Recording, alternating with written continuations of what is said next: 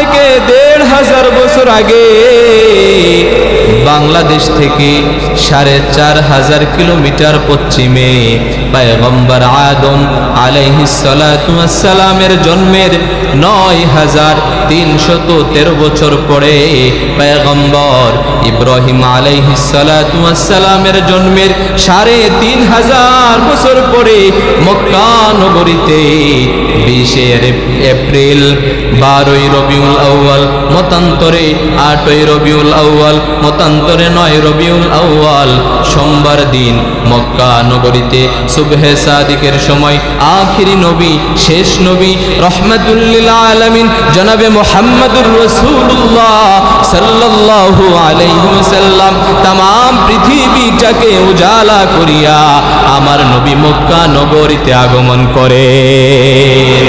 ওই নবীজির আদর্শ মানতে হবে, ওই নবীর সুন্নাতের আমল করা লাগবে। তার শিখানো পদ্ধতিতে যদি আমরা চলতে পারি তাহলে কিয়ামতের ওই কঠিন ময়দানে, হাসরের ময়দানে, বিচারের দিনে তার শাফায়াত পাইয়া আমরাও আল্লাহর জান্নাতে যাইতে পারবো। বলেন না সুবহানাল্লাহ। নবীজি সাল্লাল্লাহু আলাইহি ওয়াসাল্লাম মক্কা নগরীতে কালিমার দাওয়াত দেয়, গোপনে গোপনে দাওয়াত দেয়। মাত্র ৩৯ জন মুসলমান হয়েছে।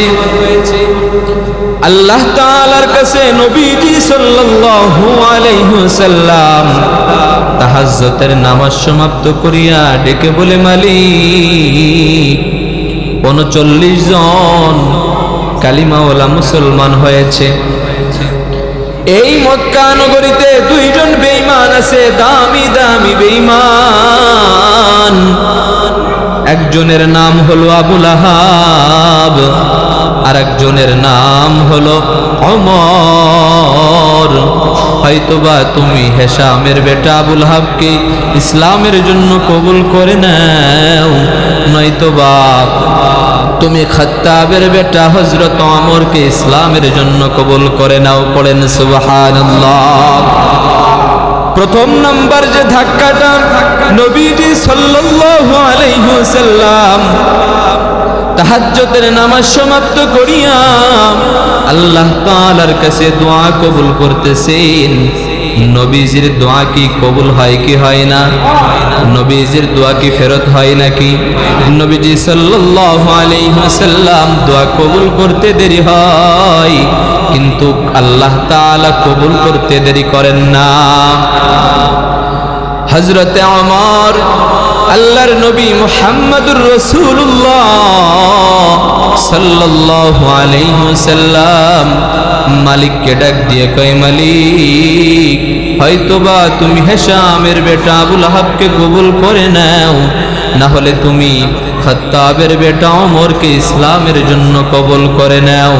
আল্লাহ তাআলা হযরত ওমরকে কবুল করে নিয়েছে। পড়েন সুবহানাল্লাহ। এই শুধুমাত্র দোয়ার ধাক্কাতে আল্লাহ তাআলা কবুল করেন নাই, পর্যায়ক্রমে কয়টা ধাক্কা লাগছে? দ্বিতীয় নম্বর, সূরাতুল হাক্ক নামে একটি সূরা আছে 29 পারায়। আল্লাহ তাআলা সূরাতুল হাক্কের মাধ্যমে হযরত ওমরের দিলের মধ্যে হেদায়েতের দৌলত পৌঁছে দিয়েছেন। নবীজি সাল্লাল্লাহু আলাইহি ওয়াসাল্লাম নামাজের ইমামতি করতেছেন।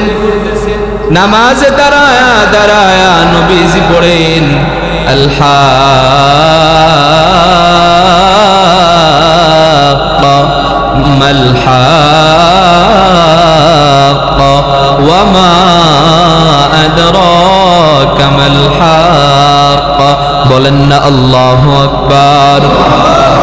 আমার নবী আখির নবী, শেষ নবী, রহমাতুল লিল আলামিন নামাজে দাঁড়ায়া দাঁড়ায়া সূরাতুল হাক্ক তেলাওয়াত করে হযরতে ওমর নবীজির নামাজের তেলাওয়াত লুকায়া লুকায়া লুকায়া লুকায়া শুনে। পড়েন না সুবহানাল্লাহ। হযরত ওমর বাহিরে দাঁড়ায় নবীজির তেলাওয়াত শুনতেছে। নবীজি সূরাতুল হাক্কা থেকে তেলাওয়াত করে। এক পর্যায়ে হযরত ওমর চিন্তা করে, এত সুন্দর গাঁথুনি, এত সুন্দর কথা, এটা মনে হয় কবিতা, মুহাম্মদ মনে হয় বড় কবি। বলেন না নাউজুবিল্লাহ। ওমর মনে করতেছে এত সুন্দর গাঁথুনি, এত সুন্দর কবিতা, মুহাম্মদ মনে হয় বড় কবি। আল্লাহ তাআলার পক্ষ থেকে মুহাম্মদুর রাসূলুল্লাহ সাল্লাল্লাহু আলাইহি ওয়াসাল্লাম হযরত ওমর লুকায় লুকায় ধারণা করতেছে এটা মনে হয় কবি। আমার নবী নামাজে দাঁড়ায়া দাঁড়ায়া অলৌকিকভাবে উত্তর দিয়ে দেয়, ওমা হুয়া বিকৌলি শাইর কলিলাম মা তুমিনুন। এটা কোনো কবির কবিতা নয়, তোমরা অল্প সংখ্যক মানুষ ঈমান আনয়ন করো। হযরত ওমর এবার একটু অবাক হয়ে গেছে।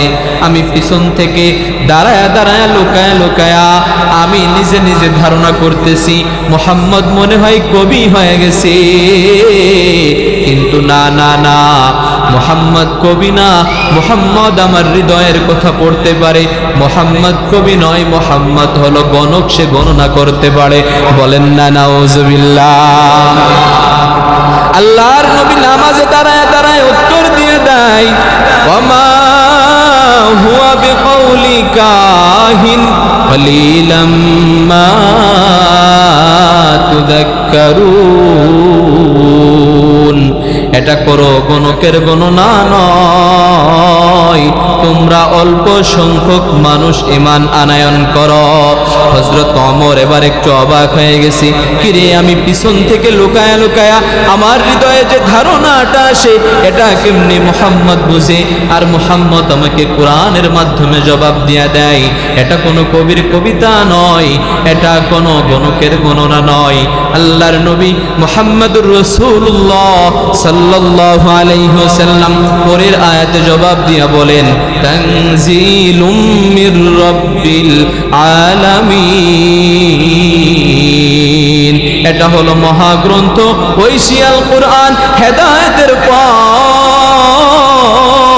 এই কোরআন অনুযায়ী জীবন পরিচালনা করো, তাহলে জীবন ধন্য হবে, দুনিয়াতে কল্যাণ হবে, আখিরাতে মুক্তির ব্যবস্থা করে দিবেন একজন, তিনি কে? আল্লাহ তাআলা মুক্তির ব্যবস্থা করে দিবেন। হযরত ওমর অবাক হয়ে গেছে।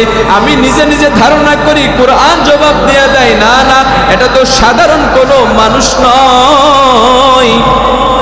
হযরত ওমরের দিলের মধ্যে আস্তে আস্তে ইসলামের প্রতি মায়া ভালোবাসা জন্মায়, কালিমার প্রতি ভালোবাসা জন্মায়, মুহাম্মদের প্রতি ভালোবাসা জন্মায়। এক পর্যায়ে হযরত ওমরকে ডেকে বলা হয়, ওমর তুমি যদি মুহাম্মদের বডির মধ্য থেকে তার গর্দানটা কেটে আনতে পারো তাহলে তোমাকে পুরস্কৃত করা হবে। বলেন না নাউজুবিল্লাহ। হযরত ওমর এখনো কালিমাওয়ালা মুসলমান হয় নাই। হযরত ওমর রাজি হয়ে গেছে, নাঙ্গা তলোয়ার নিয়া হযরত ওমর বের হয়ে গেছে মুহাম্মদের কল্লা কাটার জন্য। বের হয়ে যাইতেছে হঠাৎ মাঝপথে একজন আল্লাহর বান্দা ডেকে বলে, ওমর মেজাজটা গরম করিয়া কই যাইতেছ? হযরত ওমর ডেকে বলে, মুহাম্মদ নামে একজন যুবক আমাদের মাঝে আছে, আমাদের ধর্মের বিরুদ্ধে কথা বলে, আমাদের ধর্মের বিরুদ্ধে কথা বলে। না না না, আমি আমার তরবারি দিয়া আমি মুহাম্মাদের গর্দান কাটা না পর্যন্ত আমি থামবো না। আল্লাহর বান্দা ডেকে বলে, তুমি মুহাম্মদ তো তোমার রক্তের কোনো আত্মীয় না, তোমার নিজের আপন বোন, মুহাম্মদের হাতে কালেমা পড়ে মুসলমান হয়ে গেছে। হযরত ওমর এবার রাস্তা ঘোরায় ফেলছে। বনের ঘরের দরজা বোন ডাক দিয়া বলে, আলহামদুলিল্লাহ, আমি ছিলাম জাহান্নামের আসামি, এখন আমি কালিমাওয়ালা মুসলমান হয়েছি, আমি এখন জান্নাতের দিকে দৌড়াইতেছি। বলেন না সুবহানাল্লাহ। হযরত ওমর ডাকে বলে, ও বোন গো, তুমি তো আমাদের ধর্মের লোক, মুহাম্মদ আমাদের ধর্মের লোক নয়, ইসলাম আমাদের কালিমা নয়, না না, তুমি কালিমা ফিরাইয়া দাও, তুমি কালিমা ফিরাইয়া দাও, তুমি আমাদের পথে চলে আসো। বোন ডাক দিয়া বলে, ভাই আমি ছিলাম ইমার্জেন্সি অসুস্থ রোগী, দামি ট্যাবলেট খাইলাম, এই ট্যাবলেট আমার শিরা উপশিরায় মিশে গেছে, তেমনি ভাবে কালিমাওয়ালা মুসলমান হয়েছি, কালিমা আমার শরীরে মিশে গেছে, এই কালিমা আর ফেরত দেওয়া সম্ভব হবে না। বলেন না সুবহানাল্লাহ। ওমরের মাথা গরম হয়ে গেছে, মেজাজ গরম হয়ে গেছে। হযরত ওমর তরবারির উল্টা পিঠ দিয়া বোনের শরীরের উপর আঘাত শুরু করছে। আঘাত করতে করতে করতে করতে একবারে রক্তে লাল হয়ে গেছে।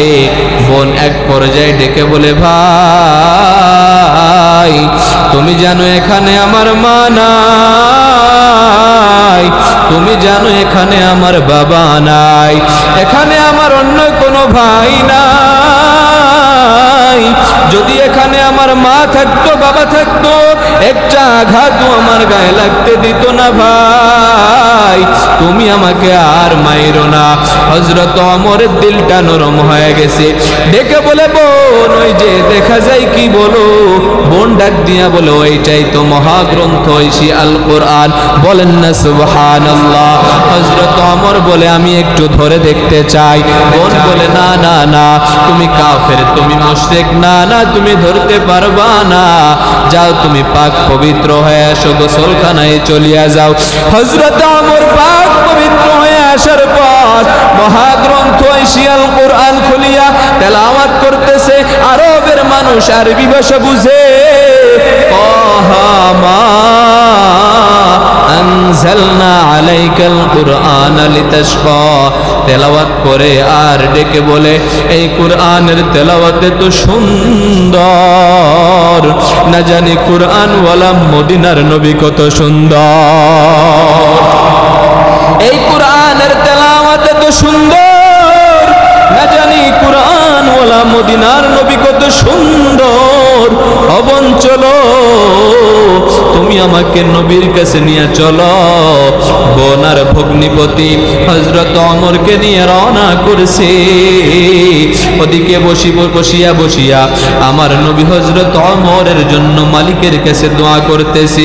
একজন সাহাবী ডেকে বলে, আল্লাহর নবী ইসলামের বড় দুশমন, আমাদের বড় দুশমন হযরত ওমর তরবারি নিয়ে আপনাকে মারার জন্য আসতেছে। আল্লাহর নবী ডেকে বলে, না না না, ওমরকে আসার জন্য জায়গা করে দাও, ও আমাকে মারার জন্য আসতেছে না। হযরত ওমর আল্লাহর নবীর সামনে দাঁড়ায় নবীজিকে ডেকে বলে, পয়গম্বর আমি আপনাকে মারার জন্য তরবারি নিয়ে দৌড়াই, এই তরবারি আমি আপনার হাতে উঠায় দিলাম, আপনি আমাকে মারেন আর পড়ায় দেন লা ইলাহা ইল্লাল্লাহু মুহাম্মাদুর রাসূলুল্লাহ। একটু চিৎকার দিয়ে বলেন না আল্লাহু আকবার।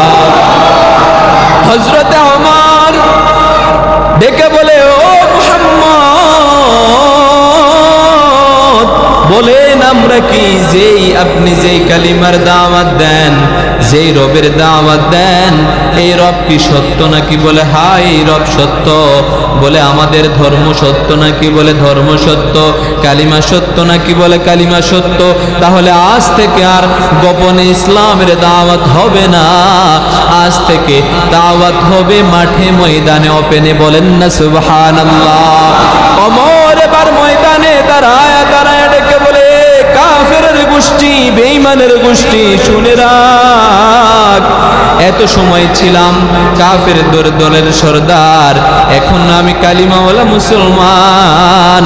ইসলামের বিরুদ্ধে কেউ কথা বলবা, কালিমার বিরুদ্ধে কেউ কথা বলবা, কোরআনের বিরুদ্ধে কেউ কথা বলবা, আমি ওমরের তরবারি থেকে রিহাই পাইবা না। বলেন না সুবহানাল্লাহ।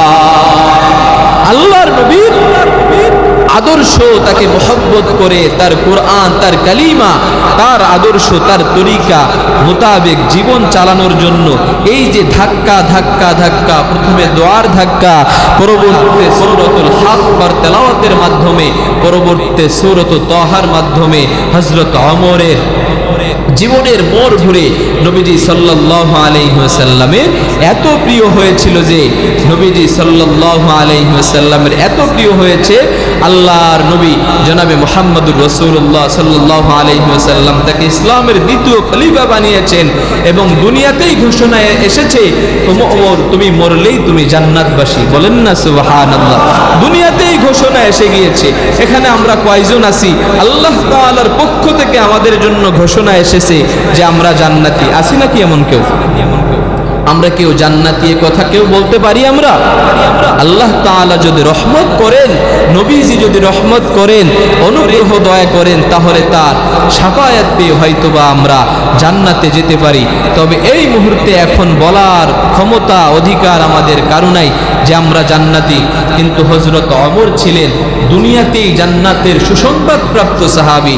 তারপরেও দেখেন হযরত আবু হুরায়রা রাদিয়াল্লাহু তাআলা আনহু, হযরত ওমর রোজার ঈদের নামাজ সমাপ্ত করিয়া হযরত ওমর ঘরের জানালা দরজা বন্ধ করিয়া কান্না করতেছে। হযরত আবু হুরায়রা ডেকে বলে, ওমর কেন এত কান্না করতেছেন? কেন এত কান্না করতেছেন?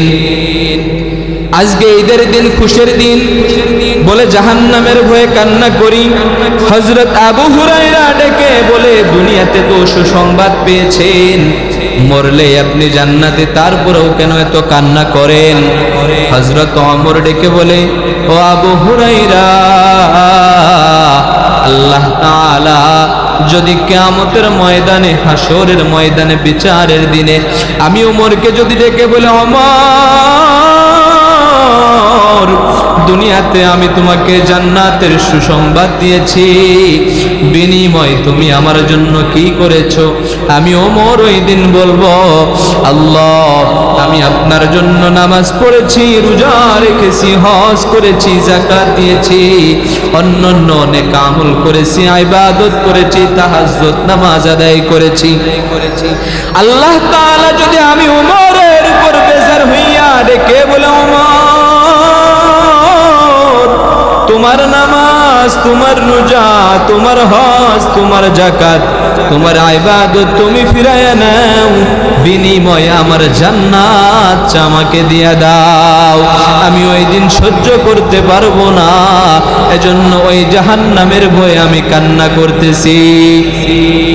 এক মুহূর্তের জাহান্নামের আযাব আমাদের পক্ষে সহ্য করা সম্ভব হবে না।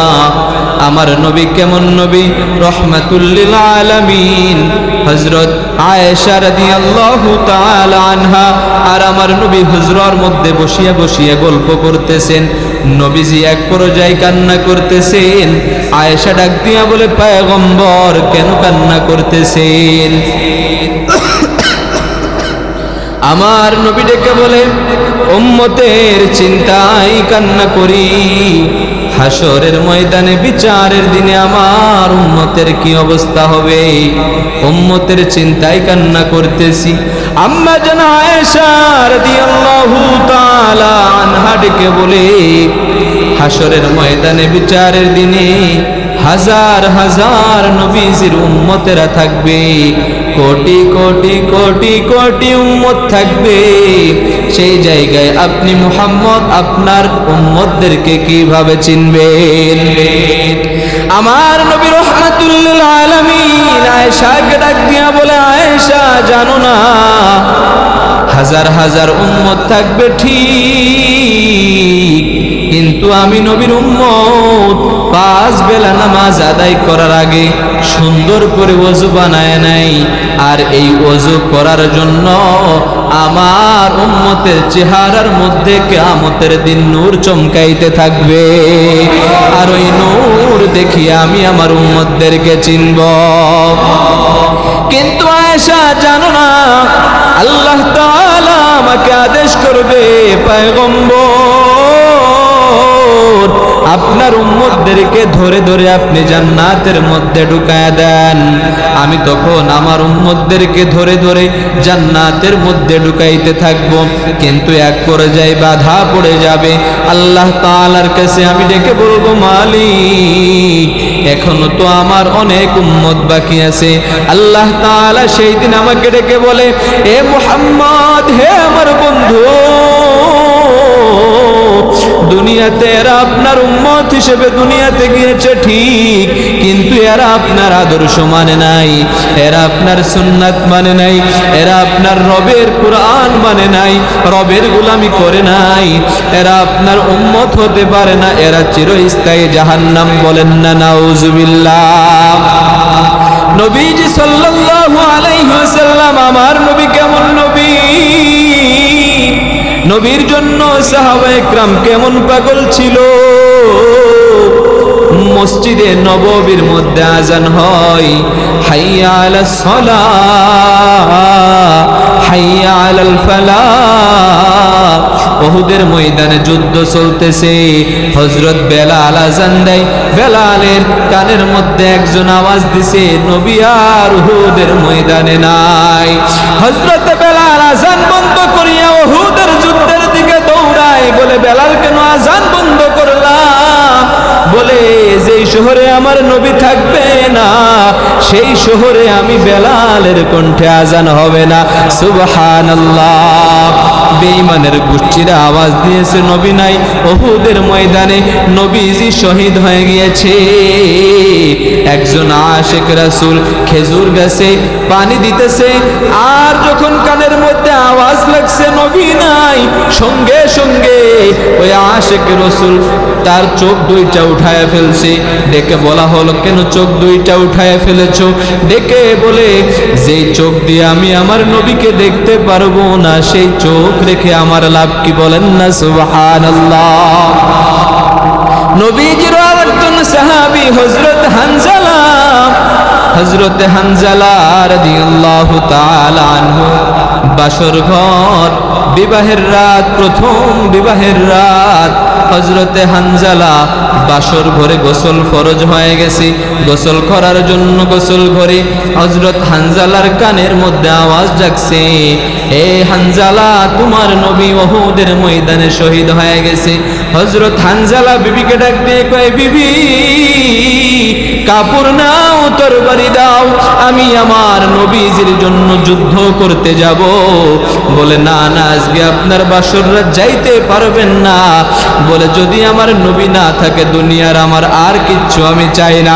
হযরত হানজালা তরবারি নিয়ে উহুদের ময়দানে যুদ্ধে শরীক হইয়া হযরত হানজালা শহীদ হয়ে গেছে, দুনিয়ার থেকে বিদায় হয়ে গেছে।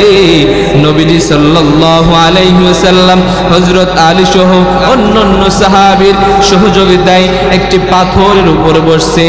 ওই পাথরটা এখনো আছে, ওই পাথর থেকে আজ পর্যন্ত মিশকে আম্বরের ঘ্রাণ বের হয়। সুবহানাল্লাহ। হযরত হানজালা শহীদ হয়ে গেছে, অন্যান্য সাহাবীরা শহীদ হয়ে গেছে। নবীজি ডেকে বলে, ও সাহাবীরা, সব সাহাবীদেরকে বিনা গোসলে দাফন দিয়া দাও, কবর দিয়া দাও। একজন মহিলা আসিয়া ডেকে বলে, আল্লাহর নবী, হানজালাকে বিনা গোসলে কবর দেবেন না, গোসল ফরজ হয়ে গেছে। নবীজি ডাক দিয়ে কয়, সাহাবী, হানজালার লাশটা খুঁজিয়া বের করো, হানজালাকে গোসল ছাড়া দাফন দিবা না, কবর দিবা না। আসমান থেকে জিবরাইল আলাইহিস সালাতু ওয়াস সালাম ডেকে বলে, ও পয়গম্বর, যেই হানজালা আপনার প্রেমে পাগল হইয়া আপনার জন্য শহীদ হয়েছে, ওই হানজালার গোসল দুনিয়ার পানি দ্বারা হবে না, আসমানের পানি দ্বারা আল্লাহ তাআলা গোসল করিয়ে দিয়েছে। ইয়া ইলাহি তুমেরা মাবুদ হ্যায়, ইয়া ইলাহি তু মেরা माशूक है, बुजुर्गों की नहीं हमको जरूरत, गुलाम अपना बना ले ऐ खुदा, ए এমন নবী আমরা পেয়েছি জানো না রে বাবা, এমন নবী পেয়েছি। নবীজি সাল্লাল্লাহু আলাইহি ওয়াসাল্লাম যখন হুজরার মধ্যে বসিয়া বসিয়া কুরআনের তেলাওয়াত করে, কুরআনের তেলাওয়াতে তো মজা। বেদুইন কাফের মুশরিক যারা ছিল, আবু লাহাব, উতবা, শাইবা, নবীজির কণ্ঠের তেলাওয়াত শোনার জন্য হুজরা শরীফের পাশে লুকায় লুকায় তেলাওয়াত শুনে। পড়েন না সুবহানাল্লাহ। নবীজির কণ্ঠের তেলাওয়াত চলে, আবু লাহাব, উতবা, শাইবা গোপনে গোপনে তেলাওয়াত শুনে। তেলাওয়াত শুনিয়া সবাই বাড়ির দিকে রওনা করছে। সব কাফেরদের একসঙ্গে দেখা হয়ে গেছে। দেখে বলে এদিকে তো মুহাম্মদের বাড়ি, এদিক থেকে কোত্থেকে আইলাম? সবাই একে অপরের দিকে তাকাই, কেউ বলতে চায় না। এক পর্যায়ে ডাক দিয়া বলে লুকায় লাভ নাই, মুহাম্মদের কণ্ঠের তেলাওয়াত শুনতে গিয়েছিলাম। বলে না না, শুনতে পারবা না। বলে তুমি এইটা বলিও না, মুহাম্মদের কণ্ঠের তেলাওয়াতে তো মজা, তেলাওয়াতে তো মায়া। তেলাওয়াত না শুনলে চোখের মধ্যে ঘুম আসে না। হযরত মুহাম্মদুর রাসূলুল্লাহ সাল্লাল্লাহু আলাইহি ওয়াসাল্লামের কণ্ঠের তেলাওয়াত শোনার জন্য কাফের মুশরিক যারা ছিল তারাও বড় পাগল হয়েছিল। আবু লাহাব ডাক দিয়া বলে না না না, এভাবে যদি লুকায়া লুকায়া কালিমার দাওয়াত শোনো তাহলে কোন দিন জানি মুহাম্মদের হাতে কালিমাওয়ালা মুসলমান হয়ে যায়। তাহলে কি করা যায়? বলে আজকের থেকে 44 দ্বারা জারি হয়ে গেল। এদিকে আর তেলাওয়াত শুনতে আসা যাবে না, 44 দ্বারা জারি কেউ আসবে না। পরের দিন এক একজন কাফেররা চিন্তা করতেছে 44 ধারা জারি যেহেতু সেহেতু কেউ আসবে না, আমি যাই, আমি একটু গোপনে গোপনে একা একা লুকায় লুকায় মুহাম্মদের কণ্ঠের তেলাওয়াত শুনে আসি। বলেন না সুবহানাল্লাহ। সবাই মনে করতেছে আমি একা, উতবা মনে করে আমি একা, শাইবা মনে করে আমি একা, আবু লাহাব মনে করে আমি একা, সবাই মনে করছে আমি একা একা একা। এবার সবাই মিলে নবীজির কণ্ঠের তেলাওয়াত শুনিয়ে আবার বাড়ির দিকে রওনা করছে। সবাই মিলে আবার এক জায়গায় ধাক্কা খাইলো। সবাই ডাক দিয়ে কয় কেন রে 44 দ্বারা জারি, তারপরেও কেন মুহাম্মদের কণ্ঠের তেলাওয়াত শুনতে গিয়েছো? সবাই মিলে ডেকে বলে লুকায়া লাভ নাই, মনে তো মানে না, প্রাণে তো সহে না, মধুর কণ্ঠের তেলাওয়াত না শুনিলে চোখে ঘুম আসে না। বলেন না আল্লাহু আকবার। এটাই হলো আমার নবী, আখিরি নবী, রাহমাতুল লিল আলামিন। ওই নবীজির আদর্শ না মানিয়া কোন নবীজির আদর্শ মানব? দুনিয়ায় কার আদর্শ আমরা মানব? কার তরিকা অনুযায়ী চলবো? কাকে আমরা মডেল মানব? না না না, যেই নবীজির শাফায়াত ব্যতীত জান্নাতে যাওয়া সম্ভব হবে না, সেই নবীজির আদর্শ অনুসরণ অনুকরণ করা লাগবে। কথা বলেন ঠিক কি না? আমার নবী কেমন নবী জানেন না? আখিরি নবী, শেষ নবী, রাহমাতুল লিল আলামিন জনাবে মুহাম্মদুর রাসূলুল্লাহ সাল্লাল্লাহু আলাইহি ওয়াসাল্লাম। এই যে আজকে সুন্দর আয়োজন, আল্লাহ তাআলা জান্নাতের মধ্যেও এই সুন্দর এরকম একটা আয়োজন করবে, কিন্তু ওই আয়োজনের অতিথি থাকবে মাত্র 3 জন। এখানে অতিথি 3 জন, একজন সভাপতি আছে, একজন প্রধান অতিথি আছে, একজন বিশেষ অতিথি আছে। আল্লাহ তাআলা জান্নাতের মধ্যে প্রধান অতিথি রাখবেন, বিশেষ অতিথি রাখবেন, সভাপতিও রাখবেন। বলেন না সুবহানাল্লাহ। আল্লাহ তাআলা ডেকে বলে দাউদ, তুমি বিশেষ অতিথির ভূমিকা পালন করো, আর প্রধান অতিথির ভূমিকা পালন করবেন আমার নবী, আখিরি নবী, রাহমাতুল লিল আলামিন। আর সভাপতিত্বের দায়িত্ব পালন করবে আমার আল্লাহ তাআলা নিজেই। বলেন না আল্লাহু আকবার। আমরা যারা শাফায়াত পেয়ে নবীজির আদর্শ মানিয়া যারা জান্নাতে যাইতে পারবো, আল্লাহ তাআলা আমাদের সবার জন্য এক একটি চেয়ার বরাদ্দ করবে অনুষ্ঠানে। আল্লাহর নবী বলে, জানো না এক একটি চেয়ারের পায়ে যদি বিক্রি করা হয় তাহলে এরকম 10টি দুনিয়া কেনা সম্ভব হয়ে যাবে। জান্নাতীদের জন্য এক একটি চেয়ারের ব্যবস্থা করা হবে। এক একটি চেয়ারের পায়ার এত মূল্য 10টি দুনিয়া কেনা সম্ভব হয়ে যাবে। ওই অনুষ্ঠানে সমস্ত নবী রাসূল এবং নবীদের উম্মতেরা থাকবে শ্রোতা। মাত্র 3 জন অতিথি, বিশেষ অতিথি পয়গম্বর দাউদ। আল্লাহ তাআলা দাউদকে ডেকে বলে, দাউদ তোমার ভূমিকা তুমি শুরু করে দাও। দুনিয়াতে পয়গম্বর দাউদ হাফেজে কোরআন ছিলেন না, কিন্তু আল্লাহ তাআলা দাউদকে বলবে কুন ফায়াকুন হয়ে যাবে, দাউদ কোরআনের হাফেজ হয়ে যাবে। দাউদ নবী তখন সূরাত তাহা থেকে তেলাওয়াত শুরু করবে। বলেন না সুবহানাল্লাহ। পয়গম্বর দাউদ আলাইহিস সালাতু ওয়াস সালাম, দাউদের কণ্ঠ তো একটা, কিন্তু এক কণ্ঠ থেকে 70 রকমের আওয়াজ বের হয়।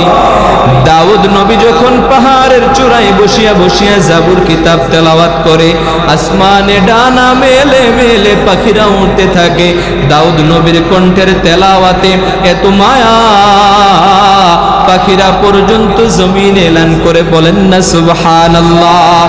দাউদ নবী সমুদ্রের কিনারায় বসিয়া বসিয়া জাবুর কিতাব তেলাওয়াত করে। দাউদ নবীর কণ্ঠের পাগল হইয়া সমুদ্রের মাছগুলা কিনারায় চলে আসে। বলেন না সুবহানাল্লাহ। দাউদ নবীকে বলা হবে, পয়গম্বর দাউদ আপনি আপনার ভূমিকা শুরু করে দেন। পয়গম্বর দাউদ সূরাত তাহা থেকে তেলাওয়াত করে শুনাইবে জান্নাতীদেরকে। মানুষের কণ্ঠ একটা, দাউদের কণ্ঠ একটা, কিন্তু না না, এক কণ্ঠ থেকে 70 রকমের আওয়াজ বের হয়। দাউদ নবীর কণ্ঠের তেলাওয়াতে পাগল হয়ে মাতাল হয়ে যাবে, পাগল হয়ে যাবে, হেলতে থাকবে, দুলতে থাকবে, পাগল পারা হয়ে যাবে। এক পর্যায়ে মানুষ বেহুশ হয়ে যাবে, এক পর্যায়ে আবার হুঁশ ফিরে আসবে। আল্লাহ তাআলা ডেকে বলে, ও জান্নাতীরা বলো দাউদ নবীর কণ্ঠের তেলাওয়াত কেমন? জান্নাতীরা ডেকে বলে, আল্লাহ মজাই মজা। আল্লাহ তাআলা বলে, এর থেকেও সুন্দর মধুর তেলাওয়াত শুনতে চাওনি? জান্নাতীরা ডেকে বলে, আল্লাহ এর থেকেও মধুর কণ্ঠ আবার হয় নাকি?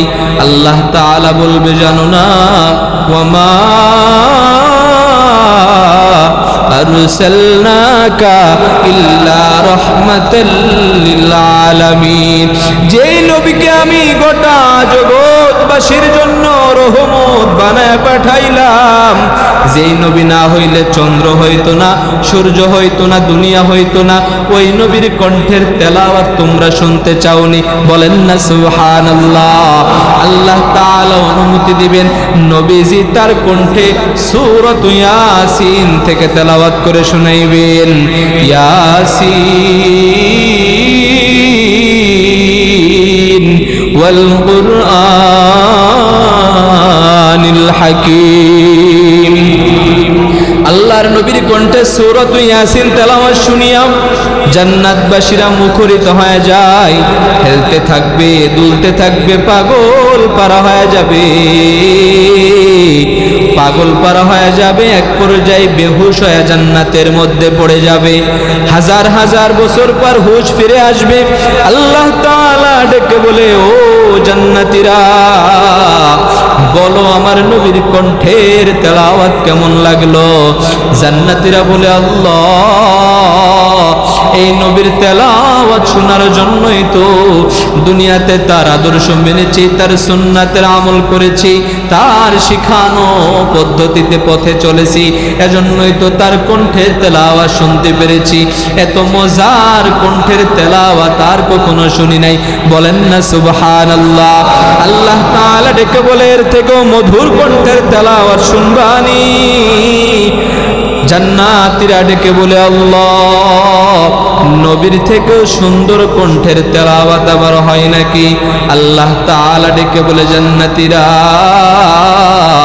মুহাম্মদকে নবুয়ত দিয়া শ্রেষ্ঠ নবী বানাইলাম আমি, দাউদ নবীকে কণ্ঠের অধিকারী বানাইলাম আমি, আসমানের মালিক আমি, জমিনের মালিক আমি, চন্দ্রের মালিক আমি, সূর্যের মালিক আমি, আমি আল্লাহর কণ্ঠের তেলাওয়াত তোমরা শুনবানি। আল্লাহ তাআলা তখন সূরাত আর-রহমান থেকে তেলাওয়াত করিয়া জান্নাতীদেরকে শোনাইবেন আর পড়বেন, আনার রহমান।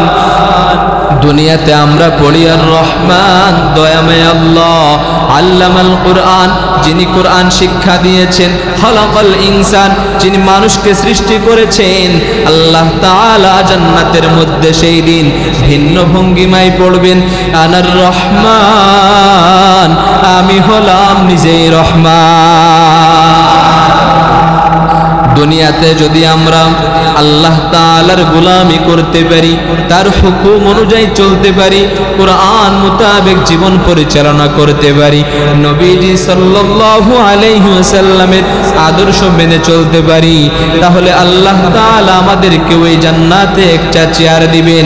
ওই জান্নাতে আমার আপনার জন্য একটি চেয়ার বরাদ্দ থাক। কে কে চায় একটু নারায়ে তাকবীর। আল্লাহ তাআলা আমাদের জন্য জান্নাতে একটি চেয়ার কবুল করুক, সকলে পড়ি আমিন। এ বাবা, আল্লাহ তাআলা বলেন, ইন্নাল আবরার লাফি নাঈম। দুনিয়াতে যদি নেক আমল করিয়া যাইতে পারো তাহলে এই জান্নাত পাইবা, ওয়া ইন্নাল ফুজ্জার লাফি জাহিম। আর যদি বদ আমল করিয়া যাও তাহলে জাহান্নাম ছাড়া কিন্তু কোনো উপায় নাই। জাহান্নামটা কেমন রে বাবা? যখন আমাদের মৃত্যু হয়ে যাবে, আজরাইল মালাকুল মাউত যখন হাজির হয়ে যাবে, নেককারদের রূহটা সহজেই বের হয়ে যায়, কিন্তু বদকারদের রূহটা বের হইতে চায় না। রূহটা একবার সামনের দিকে যায়, পিছনের দিকে যায়, ডানে যায়, বামে যায়, ছটফট করে বের হইতে চায় না। আল্লাহ তাআলার পক্ষ থেকে আদেশ এসে যায়, ও ফেরেশতা, রূহটা বের করে নিয়ে আসো। রূহটা যখন বের করা হয়, নবীজি বলেন, একটা জীবিত ছাগলের চামড়া যখন টান দিয়ে বের করা হয়, তার থেকে লক্ষ কোটি কোটি গুণ আযাব হবে বান্দার। বলেন না নাউজুবিল্লাহ। এজন্য বাবা, যুবক ভাই, দিলের কান লাগায় শুনুন, আল্লাহ তাআলা একদিন আমাদের জন্য সর্বোপরি সর্বশেষ কথা হলো, কুল্লু নাফসিন যায়িকাতুল মাউত। আমাদের সবাইকেই মৃত্যুর স্বাদ গ্রহণ করতে হবে। এই মরণ থেকে পালানোর কোনো সুযোগ নাই। আছে নাকি? মরণ থেকে পালানোর কোনো সুযোগ নাই। মৃত্যু আমাদেরকে গ্রহণ করতে হবে। যখন আমাদের মরণ হয়ে যাবে, আত্মীয় স্বজন এত মহব্বতের মানুষ, আমার ছেলে মেয়েগুলাও সেদিন আমার আপন থাকবে না, আমার আত্মীয় স্বজনগুলো আপন থাকবে না। সবাই হয়তোবা সামান্য কান্নাকাটির মাধ্যমে গোরস্থানের মধ্যে রেখে আসবে, যেই গোরস্থানে দিনের বেলাও যাইতেও ভয় করে, রাতের বেলাও ভয় করে। গহীন ওই গোরস্থান, কঠিন ওই ভয়ঙ্কর জায়গা। আমার আত্মীয় স্বজন, আমার আপনজনেরা আমাকে বাঁশের চালি দিয়া পাড়ায় পাড়িয়া পাড়ায় পাড়ায় মাটি দেবে। সবাই চলে আসবে, কেউ বাবা থাকবে না। ডানেও কেউ নাই, বামেও কেউ নাই, সামনেও কেউ নাই, পিছনেও কেউ নাই। দুনিয়াতে আরামের বিছানা, ঘর বাড়ি তো সব কিচ্ছুই থাকবে না। শুধু আমি, সামনে মাটি, পিছনে মাটি, সব জায়গায় মাটি থাকবে, সব জায়গায় অন্ধকার। কোনো আত্মীয় স্বজন সেই দিন আমার কাজে আসবে না। আল্লাহ তাআলার পক্ষ থেকে আদেশ এসে যাবে, যাও কবরের মধ্যে প্রশ্ন শুরু করে দাও। ফেরেশতারা ডেকে বলবে, রবের পরিচয় দাও, ধর্মের পরিচয় দাও, রহমাতুল লিল আলামিনের পরিচয় দাও। দুনিয়াতে যারা নেক আমল করিয়া বিদায় হয়ে যাবে, বলবে, আমার রব, আমার আল্লাহ, আমার ধর্ম ইসলাম, আমার নবী আখির নবী রহমাতুল লিল আলামিন। কিন্তু যারা দুনিয়াতে যারা বদ কাজ করিয়া গুনাহের কাজ করিয়া নবীজিকে না মানিয়া আল্লাহর কোরআন না মানিয়া কবরে যাইবে, একটি মাত্র আওয়াজ, হা হা লা আদরি, আমি কিচ্ছুই জানি না, আমি কিচ্ছুই বুঝি না। আল্লাহ তাআলার পক্ষ থেকে আদেশ এসে যাবে, দুই পার্শ্ব থেকে মাটির চাপ দেওয়া হবে, বান্দার পাজরের হাড়গুলা চুরমার হয়ে যায়। একটা নয়, দুইটা নয়, কবরের মধ্যে 70 থেকে 99টা সাপ ছেড়ে দেওয়া হবে। বান্দার কবরের মধ্যে যখন নিক্ষেপ করবে, যদি সাপে নিক্ষেপ করে সাধারণভাবে জ্বালা পোড়া নিবারণ হয়ে যায়, কিন্তু জাহান্নামের মধ্যে কবরের মধ্যে একটি সাপ যদি কোনো মানুষকে নিক্ষেপ করে 40,000 বছর পর্যন্ত এই জ্বালা পোড়া নিববে না। সূর্যটা ওদিকে মাথার উপরে লেবে আসবে, 1 হাত কিংবা 100 হাত উপরে থাকবে। জাহান্নামী বান্দার মাথাটা টাস টাস করে ফেটে যাবে। ওদিকে জাহান্নাম চিল্লাইতে থাকবে, আল্লাহ, জাহান্নামীকে আমার পেটের মধ্যে দাও। জাহান্নামকে শিকল দিয়া বেঁধে রাখাও সম্ভব হবে না। আল্লাহ তাআলা তখন এক পর্যায়ে জাহান্নামের মধ্যে একটু পানি ছিটায় দিবেন। পানি ছিটায় দেওয়ার সঙ্গে সঙ্গে জাহান্নামের আগুন নিভিয়া যাবে। বলেন না সুবহানাল্লাহ। ফেরেশতারা ডেকে বলে, আল্লাহ, এই পানি কিসের পানি? যেই জাহান্নামকে শিকল দিয়া বেঁধে রাখা যায় না, সেই জাহান্নামকে কি পানি আপনি দিলেন? এটা কি আবে হায়াতের পানি, নাকি জমজমের পানি, নাকি সমুদ্রের পানি? এটা কিসের পানি? নাকি হাউজে কাউসারের পানি? আল্লাহ তাআলা ডেকে বলে, না না, জানো না, এটা আবে হায়াতের পানি না, জমজমের পানি না, হাউজে কাউসারের পানি না, সমুদ্রের পানি না। এটা দুনিয়াতে যারা জাহান্নামের ভয়ে, কবরের আযাবের ভয়ে দুপুটা চোখের পানি ছেড়েছে, আমার ওই পছন্দের বান্দার চোখের পানি। বলেন না সুবহানাল্লাহ। বান্দার চোখের পানি। এজন্য দুনিয়াতে জাহান্নামের ভয় করা লাগবে, জান্নাতের আশা করা লাগবে, নবীজির আদর্শ মানা লাগবে, আল্লাহ তাআলার হুকুম মানা লাগবে। এজন্য আসুন, সময় অনেক হয়ে গেছে, লম্বা আর করার সুযোগ নাই। এজন্য আসুন আমরা আজ থেকে দুনিয়াতে যত আদর্শ আছে, অনেক যুবক ভাইয়েরা নায়ক গায়ক যারা আছে, দুনিয়াবি যারা আছে, তাদেরকে মডেল বানায়, আদর্শ বানায়, কিন্তু সর্বকালের শ্রেষ্ঠ মানব, মহামানব, আমার নবী, আখেরি নবী, রহমাতুল লিল আলামিন, তার থেকে সুন্দর আদর্শের অধিকারী আর কেউ আছে নাকি? কেউ নাই। এজন্য আজ থেকে আমরা নবীজির আদর্শ মানব, তার তরিকা মোতাবেক আমাদের জীবন পরিচালনা করব, নবীজির শাফায়াত প্রাপ্ত হয়ে আল্লাহ তাআলার জান্নাতে যাব। রাজি আছি ইনশাআল্লাহ? আল্লাহ তাআলা আমাদেরকে সেই তৌফিক দান করুক। সকলে পড়ি আমিন। ওয়া আখিরু দাওয়ানা আনিল হামদুলিল্লাহি রাব্বিল আলামিন। এখন মুনাজাত হবে। ربنا ظلمنا أنفسنا وإن لم تغفر لنا وترحمنا لنكونن من الخاسرين ربنا فاغفر لنا ذنوبنا وكفر عنا سيئاتنا وتوفنا مع الأبرار অদয়ার মালিক, পবিত্র রবিউল আউয়াল মাস উপলক্ষে আয় আল্লাহ, সিরাতুন নবী সাল্লাল্লাহু আলাইহি ওয়াসাল্লামের মাহফিলের আয়োজন করা হয়েছে। আয় আল্লাহ, এই সুন্দর আয়োজনের মধ্যে যদি কোনো ভুল ত্রুটি থাকে, আপনি আয় আল্লাহ ক্ষমা করে দেন। আয় আল্লাহ, আপনি আমাদের সকলের হাতগুলা কবুল করে নেন। আয় আল্লাহ, আমরা জেনে না জেনে, বুঝে না বুঝে, গোপনে প্রকাশ্যে শিরিক, বিদআত, সগীরা কবিরা, হাতের গুনাহ, পায়ের গুনাহ, জবানের গুনাহ, চোখের গুনাহ, কানের গুনাহ, নাকের গুনাহ, আয় আল্লাহ, এমন কোন গুনাহ নাই করি নাই। মেহেরবানি করে যার হাত আপনার পছন্দ হয়, তার হাতের ওসিলা করিয়া আপনি আমাদের জিন্দেগির সব গুনাহগুলো মাফ করে দেন। আয় আল্লাহ কুদরতের নজর দিয়া দেখে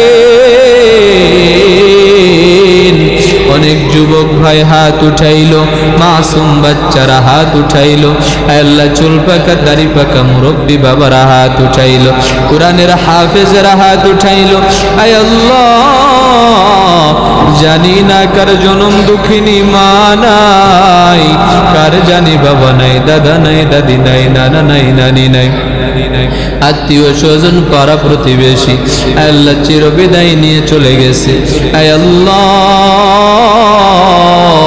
দুনিয়াতে যার মা আছে, যার বাবা আছে, বাড়িতে গিয়ে মা বলে ডাক দেওয়া যায়, বাবা বলে ডাক দেওয়া যায়, মা ডাকের উত্তর নেই।